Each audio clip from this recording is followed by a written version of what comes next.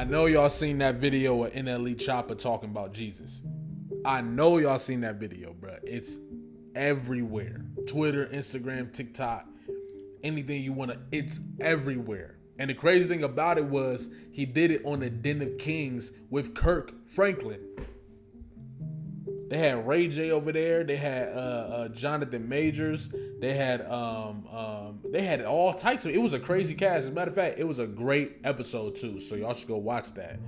But I think one of the most interesting parts about the whole thing was what NLE Choppa had to say about Jesus, and not only what he had to say, but how people responded.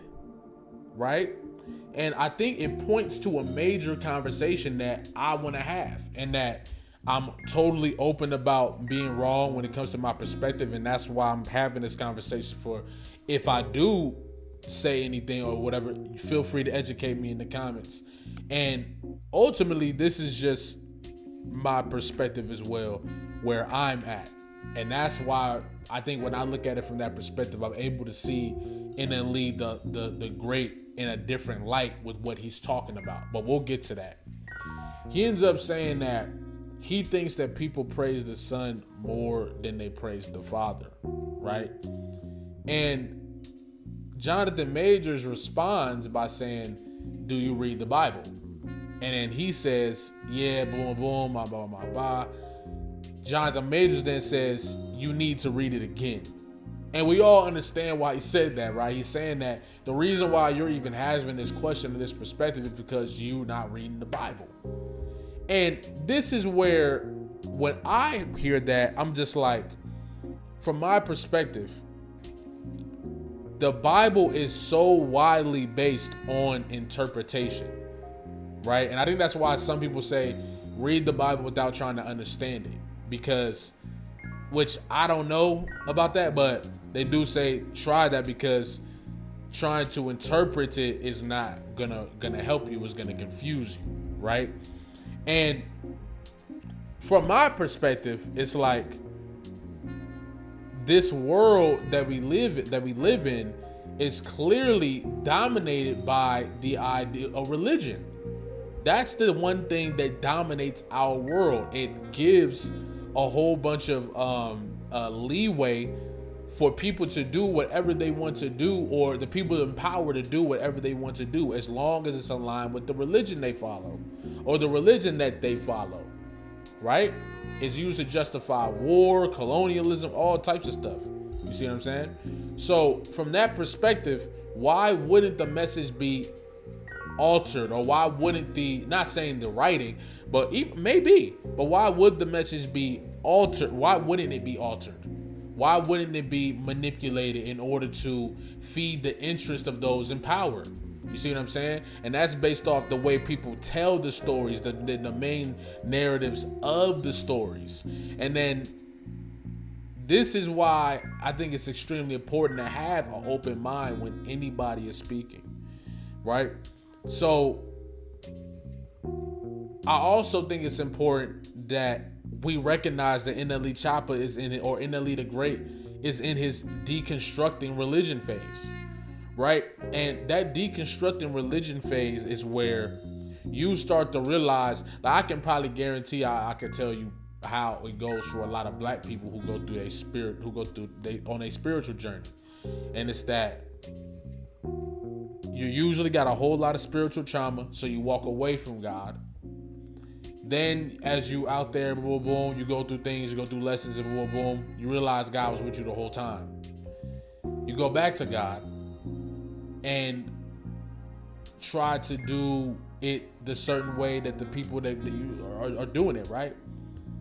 But the whole time, you start to realize, if God was with me, and God was with me throughout this process, while I thought that I was walking away, what does that really say about God's presence, right? And these are the things that start to, Jesus's messages start to click. And then you start to realize that, wait, but this doesn't align with what I was told. So does it make sense? And that's when you start to wonder, like, okay, there's manipulation going on here. And that manipulation is to control the population and control the world. So we got to be able to deconstruct and pick apart the pieces that are to create fear and push you away from God. What's the bull and what's real? You see what I'm saying? What message is genuine? And I think I think when you learn, I think when you're getting it directly from the source, you can tell the difference. And that both are important. Like the word is important, being involved is important, etc. But also being directly connected to the source. Because how are all the prophets getting these messages before the Bible? They were directly connected to source. You see what I'm saying? A lot of the prophets did come up in the Bible, but a lot of them were directly connected to source. They heard God, they felt God, they understood God. You feel what I'm saying? Now, when you get to this, I want to read y'all this thing called Religion versus the Kingdom, how Jesus' real opposition was a sin, it was the system. You can find this on alvinandhisthoughts.com. It's African American facts not taught in public schools, right? This is their whole breakdown. So the expert's analysis is, this compelling message confronts one of the most provocative truths in Christian history. Jesus wasn't crucified by sinners, he was crucified by the religious establishment.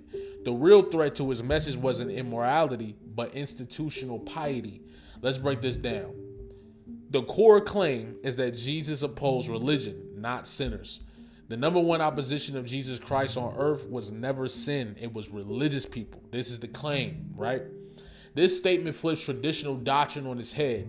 It asserts that Jesus did not condemn broken people, but rather those who claim spiritual authority while gatekeeping access to God. In Matthew 23, Jesus doesn't rebuke prostitutes, tax collectors, or thieves. He lashes out at the Pharisees, calling them whitewashed tombs and accusing them of blocking access to the kingdom. So when you look at it from that perspective, imagine if this is the story that we are told, right? If this is the story that we are told, and Jesus is even if Jesus the Almighty, right, or is one with God, or is God, what you want to be and become, and what is all this different stuff, it's completely different. The way you view the world is completely different. Versus if Jesus died simply for your sins, right? He died for your sins, and so that you can understand bringing the sacrifice for everybody to understand, right? For everybody to know that he loved the world so much that, you know the rest. So from that perspective, it's like, if we can't understand the difference between those messages and what that does in your mind and what that does to your subconscious and your mental, your esteem and etc., then we'll never be able to crack. I don't think we'll be able to crack the code. And I do think it's deeper than that, of course. But I think the next layer beyond is, you can't get to the next layer without constructing religion. And I think that's essentially what Jesus was doing. He was deconstructing the idea. He was deconstructing the religion at the time. The religions, the way that the people who were in power were using it to destroy and dominate and all this different stuff. Expert Insight says, theologically, Jesus' conflict with the religious elite was rooted in their legalism and hypocrisy. His teachings elevated relationship over ritual, compassion over tradition, and inner transformation over outward performance. Now imagine if this was the thing that was really taught to the people, right? That was really taught to the kids, that was really taught to in church off. Like, I think there's so much fluff in the way that people tell the story of Jesus that people aren't understanding his real message. And his real message is relationship over ritual, compassion over tradition, and inner transformation over outward performance. It's here, it's within you, and you can access it, right? Matthew 23 in the locked kingdom. You Pharisees and teachers, you lock the kingdom up in men's faces. In Matthew 23:13, Jesus says, "Woe to you, teachers of the law, Pharisees, you hypocrites. You shut the door of kingdom of heaven in people's faces." This isn't a metaphor, it's a spiritual indictment. Jesus accuses the religious elite of controlling access to divine truth for their own gain, something we still see today. They're concealing the truth and giving out pieces of it in order to manipulate the masses. I think if Jesus was here, he would still be criticizing them because the people that killed Jesus are still here. They've been here the whole time. And then that's the whole thing. Jesus' radical message was that the kingdom of God is within us, Luke 17:21, not locked behind church doors or accessed only by clergy. Religion, when corrupted, becomes a mechanism of control, not liberation, right? The kingdom versus religion. Why religion is a threat? This is another point they had. Religion is the greatest opposition to the kingdom. It attempts to substitute itself for God. Religion in this context is not about personal faith or devotion, but institutional power. The statement suggests that the religion often places itself between humanity and God, demanding loyalty to doctrine over spiritual connection. Listen. When we talk about deception, and being able, think about what the devil was able to pull off. Putting the truth literally feet, or putting the truth literally feet away from the lie, right? While we move away to deconstruct religion, people turn away from Christianity and don't break it down itself. They go outward, right? But in reality, it's right there the whole time. It's not that it's something else or boom, boom, boom. No, Jesus' way actually is the only way for the world to come to this, to peace, right? Jesus' way is genuinely the only way. But the problem is when that is manipulated, when that message is altered, it creates a different reality, right? And that's why I wonder why people, well, we do understand why, but why people don't think that this is where the devil stops. Like, that's just the one thing that I always wonder is, like, why do people believe that the devil stops here? Like, I think the deception is by tweaking it just a little bit. You see what I'm saying? Like, that's exactly what he did there. That's exactly what he does here. For religion to be what separates you from God, right? That means that is the deception.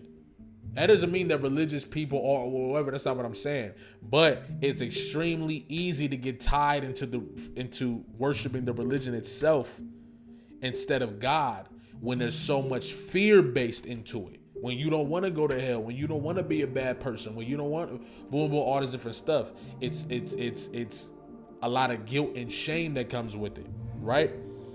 Now, the next point is the divine spark within. You are the temple. It puts an authority figure on earth between you and the divine, but there's a spark within you. This speaks to the direct relationship each individual has with God.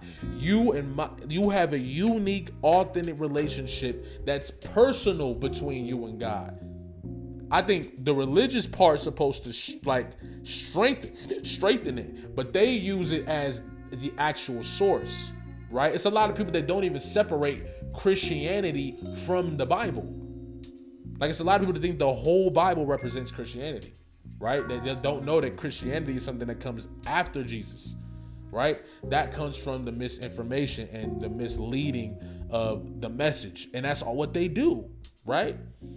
The New Testament reinforces this. 1 Corinthians 3:16. Don't you know that you yourselves are God's temple and that God's Spirit dwells in your midst? Spiritual insight. This idea aligns with mystical Christianity, African spiritual traditions, and even Gnostic teachings that emphasize inner divinity over external dogma. So basically, the journey is within you. The journey is within you. That's the whole point. And they put out the message out there so that you think the journey is outside of you. When that was Jesus' whole message, right? And then the trap of religious routine is the last point. If you're forced to believe the only way is to go to church on certain days, it will keep you locked out. The point isn't to demonize church, but to free you from the belief that God only lives there. True kingdom consciousness is accessible now in the present moment, not behind rituals, buildings, or schedules. Then here comes the expert insight. This challenges transactional religion, which is something a lot. I'm talking maybe 95% of people experience transactional religion. The belief is that if you follow rules or rituals, you'll earn God's love. Jesus taught instead that the kingdom is free, liberating, and already near. That's what Jesus was, and this is Mark 1:15. That's what Jesus was trying to get across. That's what I agree with here, that Jesus was trying to get across the fact that the kingdom is free. You're forgiven. It's all good. You see what I'm saying? But that personal relationship between you and God is what you value. That's what it is. Between you and God, it's only one. That's what it is. It's only one. Okay? The conclusion that they brought is that Jesus didn't come to start a religion. He came to dismantle the barriers religion had built between God and people. Jesus taught, the real battle was never between good and evil. It was between freedom and control, truth and tradition, kingdom and religion. You look today, it's the same thing. You look today, it's the same exact thing that it's always been. So I say all of that to say, right? It brings me to this point. Did they manipulate Jesus' story in order to control the world? And how much and I think it's important to add this, how much of the depiction of Jesus being white power did it give to white supremacy? How much of the depiction of white Jesus, or how much power did it give to white supremacy? That's what you got to ask yourself. If the answer is a lot of power, then that means the very word, the very image, etc. is being manipulated to control the world. Where does that stop? I don't think anybody genuinely knows. The only thing that we do genuinely know is when we're already aligned and we're fully aligned and we're direct and we're connected to the source. If you've experienced that, you know what it is. It's honestly, in my experience, it's aligned with pure authenticity when everything is stripped down. And that's exactly when I feel it. You see what I'm saying? The vulnerability, all that. But it's different for everybody. That's the only thing you can't really deny, that's really personal with you and God, right? And all the other stuff, I'm not sure. That's just how I feel. Only thing I know for sure is my connection, and that's why even through all the misinformation and whatever, I still trust. I still have that faith because there's something directly going on here. So I have the proof already. The conversation is how much of the other stuff is within in the religious aspect used to control and dominate, and how much is that is the actual message. You see what I'm saying? This is just my perspective. It might change when I'm older. I might look back and be like, but this is what I feel right now. Now, the final thing I want to, and then we think about white Jesus. Think about how they dominate worldwide, the perception of whiteness. A lot of that had to do with the depiction of Jesus being white. A lot of that had to do with that depiction of Jesus being white. Because then you look at your own skin, it's like, damn, I don't look like Jesus, but they do. Right? And that immediately creates a superior inferior situation, a superiority or inferior complex. Right? That creates that. Mama, how do we know Jesus wasn't black? He could have been from the lost tribe of Israel. They were supposed to be black. Jesus was black, the Bible would have said so. But it does say so. What are you talking about? I read about it. It's in Revelation chapter 1, verse 14. I read about it in Muhammad Speaks. It says, his hair is like wool, and his eyes are like flame of fire. Well, Lord have mercy. It sure do say that, don't it? And see, Mama, look at that hair, like wool, ain't it? And look at them eyes, red like fire. Yeah, they sure is. You see what I'm saying? It's very calculated It's extremely calculated. You see what I'm saying? Something the devil is truly capable of. And I'm not calling the white people devil. I'm talking about what led the people, the powers that be, to do what they do. That's what I'm talking about. So, is Jesus God? From my perspective, as of today, my mind is always boom, boom about this. But as of today, and feel free to educate me, right? From my perspective, it feels like Jesus' story was manipulated at some point from the inner journey to the outer journey. And sometimes I think, right, is calling Jesus God a part of that deception. A part of, like, was Jesus saying me and the Father are one? Or was he saying I am the Father? I think there's a big difference. I think there's a difference between me and the Father are one and I am the Father. There's a difference. I think one allows you to understand why you're forgiven, because you are one with God, versus the other one being I am Jesus. I came to do this. I am boom, boom, boom. And therefore I'm dying for your sins. So boom, boom, boom. It's just, it feels like more, like less about what I actually read about it, what Jesus was really saying. You feel what I'm saying? And that just could be my perspective and what I'm deciphering it as. We all different. But from my perspective, it always felt like, or it got to a point where it felt like Jesus was actually saying, everything is forgiven. Just live live in this way. Live as close to this way as you can. But everything is forgiven. And I do think that Jesus, yeah, bro, that's how I feel. And I think that those perspectives of how your life is when you're here, when you live based through the accordance of Jesus, physically in the physical world might not be, but spiritually you will be ascendant. You will transcend. This will cause peace in your life because you've transcended the barriers of flesh. That's what Jesus did. He was transcendent, but beyond the barriers of flesh. So all the fleshly didn't matter, which means which means that all the pain, the boom boom that comes with our attachments to the fleshly world was not within Jesus. You see what I'm saying? So from that perspective, it's like, I don't know. It's possible that his story could have been used. They got eliminated him and they used his story to manipulate the masses. So I don't know. But what I do know is, I do believe that Jesus' sacrifice and his message is what changed the world forever. And they don't want that message to be out there. And he was sent directly, anointed by God, right? Whether for real, I don't think, you know what I'm saying? For real, sent, anointed is whatever, right? I think ultimately that's what it comes down to. You feel me? Like, everybody got a different perspective. Everybody got a different way of seeing this. And I think everybody wants to own the story. And ultimately, I think when you deconstruct all the religious aspect of it, the story makes a whole lot more sense, in my personal perspective. Now, y'all feel free to educate me in the comments. We can have a respectful disagreement if possible. If you agree with me, tell me why. You feel what I'm saying?